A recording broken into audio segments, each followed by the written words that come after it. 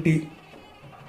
9 മുതൽ 12 വരെയുള്ള നൂറ്റാണ്ടുകളിൽ കൊടുങ്ങല്ലൂരിലെ മഹോദയപുരം ആസ്ഥാനമാക്കി കേരളത്തിലെ ഭൂരിഭാഗം പ്രദേശങ്ങളും സാമന്തന്മാർ വഴി ഭരിച്ചിരുന്ന പെരുമാക്കന്മാരുടെ കാലത്താണ് ക്ഷേത്രങ്ങളെ കേന്ദ്രമാക്കിയുള്ള ഹിന്ദുമതം ഇവിടെ പ്രബലമായത്.